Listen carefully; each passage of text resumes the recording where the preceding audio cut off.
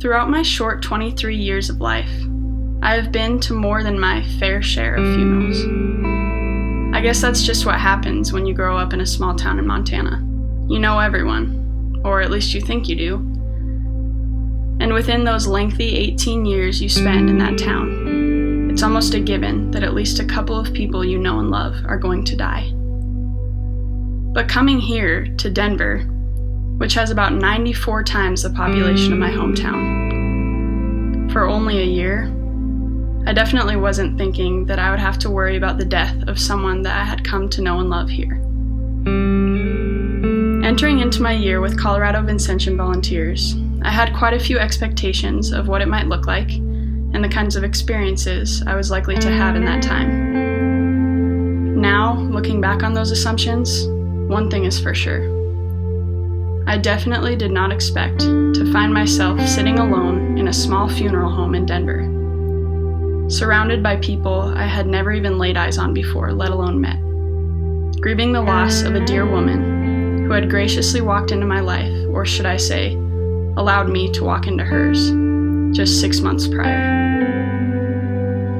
Rewind back to August. The job was described to me as activities coordinator, along with a bit of case management.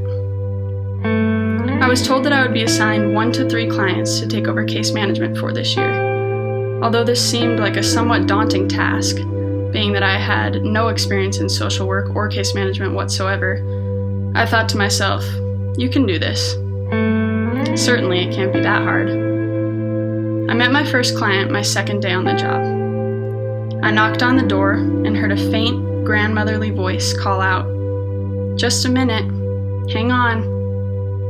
The door leisurely creaked open, and I was greeted by a petite, elderly Hispanic woman, with a confused but ever so welcoming grin on her sweet, tired face, along with the smell of day-old cigarettes, which rather fondly reminded me of the apartment building that my own grandmother lives in back home. I remember peering into her home and noticing how empty it was.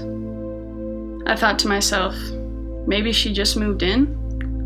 Or maybe this is what the apartment of someone who is formerly homeless looks like? I spent those next 6 months that I had with her longing to know more, like how she got there, how and why she ended up homeless when she often expressed the importance and closeness of her family. Some of these things I was able to talk about with her. But at the end of those 6 months, I felt like I barely knew her at all.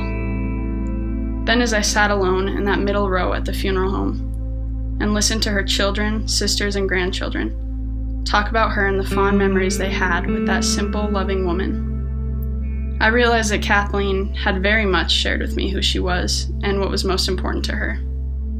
She really was an extremely simple woman who loved the Lord and her family with all her heart and had all that she needed solely in those 2 things. You see, it's kind of funny, the difference between knowing someone and really knowing someone. The latter requires getting to know them. This year has taught me that it is easy to assume you know someone without actually taking the time to get to know them. Getting to know people takes work. It takes stepping away from assumptions and judgments and showing genuine interest in what is underneath that tough outer layer. It isn't about reading someone's charts or making judgments based on what you see. It is about sitting down with the person and really listening. It's about finding out that Mike likes his coffee only half full with a spoonful of sugar, because even though he isn't supposed to have it, he loves that morning coffee. Or knowing that Kevin smiles ear to ear when you ask if he wants to play a board game. Or learning that Bob's favorite places to be are serving in the sandwich line or working on his rooftop garden. And it is that every other Tuesday morning, seeing Kathleen walk out of Safeway with her cart containing a measly 3 bags and her Starbucks in hand, knowing that I will see her later that week when we go to pay her rent and hear all about how her daughter is doing, or how much she enjoyed that smothered burrito at her favorite Mexican restaurant yesterday. Oh yeah,